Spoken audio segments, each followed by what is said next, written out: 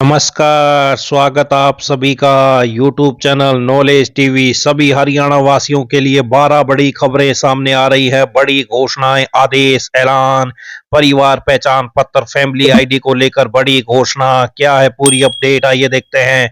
हरियाणा की हर छोटी से बड़ी योजना, घोषणा, आदेश, निर्णय, मौसम, सभी की जानकारी के लिए चैनल को सब्सक्राइब जरूर कर लें। हर तरह की जानकारी हरियाणा से आपको मिलती रहेगी। तो चलिए देखते हैं हरियाणा से अभी अभी 12 बड़ी काम की खबरें, घोषणा, आदेश, ऐलान। पहली बड़ी घोषणा, हरियाणा सरकार अब परिवार पहचान पत्र में बड़े बदलाव की तैयारी में है। इसके लिए आर्टिफिशियल इंटेलिजेंस एआई का सहारा लिया जाएगा। इस एक डॉक्यूमेंट से पूरे परिवार की वर्थ वैल्यू यानी पूरी कमाई का पता चलेगा। तो परिवार का पूरा बही खाता एक क्लिक पर खुल जाएगा। एआई विभिन्न प्लेटफॉर्म से डाटा मिलान कर कर गलतियों को पकड़ेगा। आय और संपत्ति के विवाद खत्म होंगे। अपात्र की होगी पहचान। कमेटी सीएम के सामने रखेगी जल्द पूरी रिपोर्ट, फिर लगेगी मोहर। दिसंबर 2026 तक बदलने वाला है परिवार पहचान पत्र का पूरा सिस्टम। बैंक लोन से लेकर जमीन तक आमदनी पर रहेगी सरकार की नजर। तो क्या क्या बदलाव होंगे, कि इससे क्या क्या असर होगा आम आदमी के ऊपर। परिवार का पूरी कमाई खर्च का हिसाब जुड़ेगा। सरकार की योजना है कि एआई की मदद से परिवार के सभी सदस्यों के पैन कार्ड, आधार कार्ड, प्रॉपर्टी आईडी, किसान आईडी, आभा आईडी, बच्चों की स्कूल फीस, बैंक लोन और वित्तीय जानकारियों को एक प्लेटफॉर्म पर जोड़ा जाए। इन सभी डाटा को पीपीपी से लिंक किया जाएगा।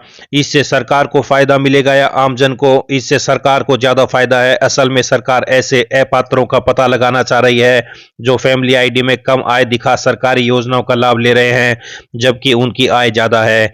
परिवार के सभी सदस्यों के दस्तावेज जुड़ने से परिवार की वास्तविक वर्थ वैल्यू का निर्धारण किया जाएगा। सरकारी योजनाओं के लाभ लेने वाले इससे घट सकते हैं। सरकार भी मान रही है कि इससे प्रॉपर्टी और आय से जुड़ी त्रुटियों को सुधारा जा सकेगा, जिससे पात्र परिवारों को सरकारी योजनाओं का लाभ सही तरीके से मिल सकेगा। साथ ही अपात्र परिवारों को बाहर किया जा सकेगा। तो कैसे पकड़ में आएंगे अपात्र? मान लीजिए किसी ने फैमिली आईडी में कम आय दिखा रखी है, जबकि उनके बच्चे महंगे स्कूलों में पढ़ रहे हैं। परिवार के सदस्यों के बैंक में भी ठीक कमाई दिखाई दे रही है। तो ऐसे में पूरे की वर्थ वैल्यू सरकार के सामने आ जाएगी। यानी बच्चों की फीस का भी होगा आकलन। जिन परिवारों के बच्चे बड़े स्कूलों में पढ़ते हैं, बच्चों की स्कूल फीस को भी वर्थ वैल्यू माना जाएगा। 10,000 रुपये मासिक फीस देने वाले परिवार की वर्थ वैल्यू में 1.20 रुपये जुड़ जाएंगे। लग्जरी लाइफ के लिए होने वाले खर्च का भी एआई आकलन कर लेगा। बैंक लोन अगर लिया है तो मिलेगा फायदा। जिन परिवारों ने अपनी जीविका चलाने या घर बनाने जैसी मूलभूत जरूरतों के लिए बैंक लोन लिया है, उसका जिक्र भी रहेगा। परिवार के किसी भी सदस्य के खाते से कटने वाली लोन की किस्त की राशि परिवार की वर्थ वैल्यू से कम हो जाएगी। आधार कार्ड को परिवार पहचान पत्र से जोड़ने की योजना है, जिससे आधार से जुड़ी सभी जानकारी पीपीपी में आ जाए। इससे कोई भी व्यक्ति अपनी कोई भी जानकारी सरकार से छुपा नहीं सकेगा, जैसे बैंक खाते, वाहन या कोई प्रॉपर्टी आधार से जुड़ी होती है, परंतु परिवार पहचान पत्र में उन्हें नहीं दिखाया जाता। इससे उन लोगों की भी पहचान होगी जो दूसरों के आधार से अपना कारोबार या वाहन इत्यादि खरीद कर अपनी वास्तविक आय छुपाने का प्रयास करते हैं। तो 56 लाख लोग सामाजिक योजनाओं का लाभ ले रहे हैं। 9,22,000 लाडो लक्ष्मी योजना के तहत 2100 रुपये मासिक मिल रही है। 34 लाख से अधिक बुजुर्ग, विधवा, विकलांगों को सामाजिक पेंशन मिल रही है। हरियाणा में लगभग 56.34 लाख लोग राज्य के 18 प्रमुख सामाजिक कल्याण योजनाओं का लाभ ले रहे हैं। तो परिवार पहचान पत्र में इस साल के अंत तक महा बदलाव, सारे बदलाव किए जा सकते हैं। सारी इनकम का एक ही जगह आपका डाटा जुटा लिया जाएगा। तो ये बड़ी बदलाव हो सकता है। आइए अगली बड़ी घोषणा देखते हैं। बात करते हैं सोना चांदी के दाम। सोना चांदी के दाम दूसरे दिन तेजी है। 10 ग्राम 24 कैरेट सोना 3,151 रुपये बढ़कर 1,55,000 पर पहुंच गया है। वहीं 1 किलो चांदी 8,432 रुपये बढ़कर 2,45,000 पर पहुंच गई है। आइए अगली बड़ी घोषणा देखते हैं। हरियाणा पंचायत चुनाव से बड़ी अपडेट। 7 स्थानीय निकायों के आम चुनाव और 6 निकायों में उपचुनाव की तैयारी में जुटा राज्य चुनाव आयोग। पंचायती राज के संस्थाओं में रिक्त सीटों पर भी उपचुनाव कराएगा।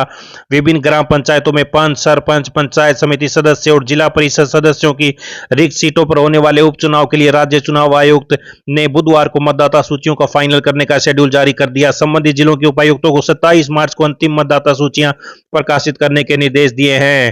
तो अप्रैल अंत तक 3 नगर निगम अंबाला, सोनीपत और पंचकुला, रेवाड़ी नगर परिषद और 3 नगर पालिकाओं दारूएड़ा, रेवाड़ी, सांपला, रोहतक तथा उकलाना, हिसार सहित कुल 7 निकायों के लिए आम चुनाव कराने की योजना है। इसके साथ ही 2 नगर परिषद टोहाना, फतेहाबाद और झज्जर तथा 4 नगर पालिका राजौद, कैथल, तरावड़ी, करनाल, साडोर, यमुनानगर और कनीना, महेंद्रगढ़ सहित 6 निकाय में रिक्त पदों के लिए उपचुनाव होना है। राज्य चुनाव आयोग ने निकाय चुनाव के साथ ही पंचायती राज संस्थाओं में रिक्त पड़े 540 पदों पर उपचुनाव की तैयारी शुरू कर दी है। इनमें जिला परिषद सदस्य के 2, पंचायत समिति के सदस्य के 11, सरपंच के 32 और पंच के 495 पद शामिल हैं। तो निकाय के साथ ही पंचायतों के उपचुनाव की तैयारी अप्रैल अंत तक संभावना है। आइए अगली बड़ी घोषणा देखते हैं। सीबीएसई 10वीं की बोर्ड परीक्षाओं में वर्ष 2026 से लागू हो रही 2 बोर्ड परीक्षा व्यवस्था को लेकर चल रही अटकलों पर सीबीएसई ने सख्त रुख अपनाया। बोर्ड ने साफ कर दिया कि पहली परीक्षा में शामिल होना जरूरी है और इसे छोड़कर सीधे दूसरी परीक्षा देने का विकल्प नहीं मिलेगा।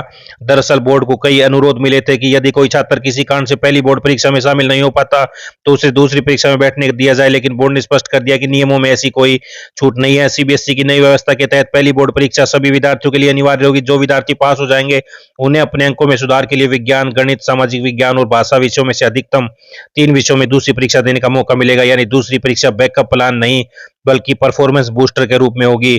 बोर्ड ने कहा यदि कोई विद्यार्थी पहली परीक्षा में 3 या उससे अधिक विषयों में अनुपस्थित रहता है तो उसे एसेंशियल रिपीट श्रेणी में डाल दिया जाएगा। ऐसे विद्यार्थियों को उसी वर्ष दूसरी परीक्षा में बैठने की अनुमति नहीं होगी। तो ये बड़ा आदेश। आइए अगली बड़ी घोषणा देखते हैं। देश में 1 अप्रैल 2026 से क्रेडिट कार्ड से जुड़े नियमों में बड़े बदलाव लागू हो सकते हैं।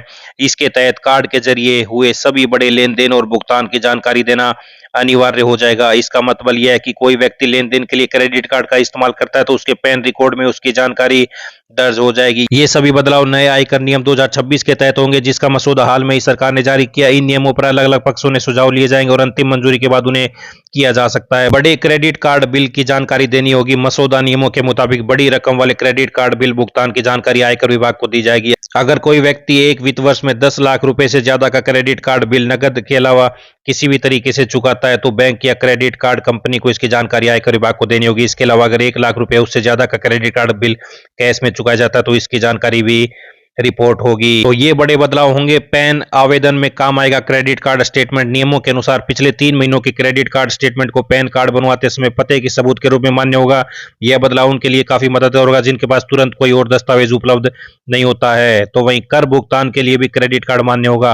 अब कर का भुगतान ऑनलाइन करते समय क्रेडिट कार्ड का उपयोग भी किया जा सकेगा। पहले केवल डेबिट कार्ड, नेट बैंकिंग जैसे माध्यम मान्य होते थे, अब क्रेडिट कार्ड को भी अधिकृत शामिल करने की तैयारी है। कंपनी के दिए क्रेडिट कार्ड पर टैक्स कैसे लगेगा? अगर किसी कर्मचारी को कंपनी की तरफ से क्रेडिट कार्ड दिया गया है और उस पर किए गए खर्च का भुगतान या प्रतिपूर्ति कंपनी करती है तो उस पर कर लगेगा। क्रेडिट कार्ड के लिए पैन जरूरी है। अब किसी भी बैंक या किसी अन्य संस्था के पास क्रेडिट कार्ड के लिए आवेदन करते समय पैन नंबर देना जरूरी होगा। इसका मकसद यह है कि आपके लेन देन का रिकॉर्ड आयकर विभाग से जोड़ा जा सके और बड़े खर्चों पर नजर रखी जा सके। तो क्रेडिट कार्ड से लेन देन का पूरा ब्यौरा पैन में दिखेगा। आइए अगली बड़ी घोषणा देखते हैं। बिजली निगम में कर्मचारियों के लिए ऑनलाइन ट्रांसफर प्रक्रिया स्थगित कर दी गई है क्योंकि इसमें कर्मचारियों की तरफ से लगातार खामियां बताई जा रही थी। जबकि प्रक्रिया शुरू करने के बारे में अभी असमंजस की स्थिति है। विभाग ने अगले आदेश तक प्रक्रिया रोक दी है, जिससे ट्रांसफर चाहने वाले कर्मचारियों और ट्रांसफर नहीं चाहने वाले कर्मचारियों में हलचल पैदा हो गई है। तो ये रोहतक से बड़ी खबर। खामियों की शिकायतों पर प्रदेश में बिजली कर्मियों की ऑनलाइन ट्रांसफर की प्रक्रिया रुकी। पावर स्टेशनों को प्रक्रिया से बाहर रखने के विरोध पर बने हालात। आइए अगली बड़ी घोषणा देखते हैं। गरीबी रेखा से नीचे जीवन यापन करने वाली 18 से 45 वर्ष की लड़कियों व महिलाओं के लिए बहादुरगढ़ तथा रोहतक में स्थित मारुति सुजुकी ट्रेनिंग सेंटर में 21 दिन का चालक प्रशिक्षण और आत्मरक्षा प्रशिक्षण कार्यक्रम शुरू किया जा रहा है। महिलाएं 28 फरवरी 2026 तक आवेदन कर सकती हैं। तो ये चरखी दादरी जिले से बड़ी अपडेट। हरियाणा कर्मचारी चयन आयोग ने सरकार से कहा था कि ग्रुप सी पदों की वेटिंग लिस्ट बनाना नामुमकिन है। तो ये बड़ी अपडेट। अब वेटिंग लिस्ट पीछे की सीईटी के आधार पर जारी नहीं होगी, आगे की भर्तियों में वेटिंग लिस्ट जारी होगी। तो ये बड़ी अपडेट। युवाओं को बड़ा झटका लगा है। आइए अगली बड़ी घोषणा देखते हैं। पोस्ट मैट्रिक छात्रवृत्ति योजना के तहत अनुसूचित जाति, अन्य पिछड़ा वर्ग एवं विमुक्त जनजाति के विद्यार्थियों के लिए शैक्षणिक सत्र 2025-26 के लिए ऑनलाइन आवेदन आमंत्रित किए गए हैं।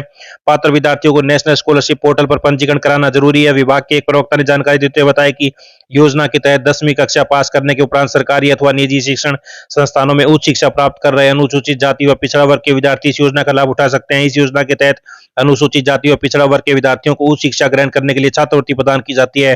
पात्र विद्यार्थी 28 फरवरी तक पंजीकरण अवश्य कर लें। तो ये बड़ी अपडेट। आइए अगली बड़ी घोषणा देखते हैं। हरियाणा सरकार ने आर्टिफिशियल इंटेलिजेंस एआई को लेकर रोड मैप तैयार किया। सूत्रों का कहना है कि शिक्षा विभाग अप्रैल से शुरू होने वाले नए शैक्षणिक सत्र से तीसरी से 12वीं तक की कक्षाओं में एआई की पढ़ाई भी कराएगा। तो ये बड़ी अपडेट। हरियाणा में तीसरी से 12वीं तक होगी पढ़ाई। 6 साल में 1 लाख रोजगार का लक्ष्य से सरकारी विभागों उद्योगों में एआई को देंगे प्राथमिकता। आइए अगली बड़ी घोषणा देखते हैं। हरियाणा विद्यालय शिक्षा बोर्ड की 10वीं 12वीं कक्षाओं की प्रायोगिक परीक्षाओं के अंक वेबसाइट पर अपलोड करने की अंतिम तिथि बृहस्पतिवार को समाप्त हो जाएगी। तो 10वीं 12वीं के अंक अपलोड करने का बृहस्पतिवार को अंतिम दिन। देरी पर प्रति विद्यार्थी 500 रुपए और विद्यालय मुखिया पर 5,000 रुपए जुर्माना लगेगा। ये अगली बड़ी घोषणा देखते हैं। एचएसएससी कांस्टेबल भर्ती के लाखों उम्मीदवारों के शारीरिक माप प्रशिक्षण पीएमटी और शारीरिक स्क्रीनिंग टेस्ट पीएसटी की तैयारियों में एचएसएससी अंतिम रूप दे रहा है। आयोग के चेयरमैन ने बताया कि विस्तृत शेड्यूल जल्द जारी किया जाएगा। एचएसएससी ने पुलिस भर्तियों में सामान्य अभ्यर्थियों तथा स्पोर्ट्स कोटा अभ्यर्थियों के पीएमटी और पीएसटी एक साथ कराने का फैसला लिया है। तो ये बड़ी अपडेट सामने आ रही है। एचएसएससी ने कहा पुलिस कांस्टेबल भर्ती का पीएमटी और पीएसटी टेस्ट जल्द शेड्यूल जारी होगा। तो ये सभी हरियाणा वासियों के लिए आज बड़ी खबरें, घोषणा, आदेश, ऐलान, पल पल की अपडेट आप सभी को मिलती रहेगी। चैनल को सब्सक्राइब जरूर कर लें। YouTube channel knowledge TV video को लाइक शेयर ज्यादा करें। बहुत बहुत धन्यवाद।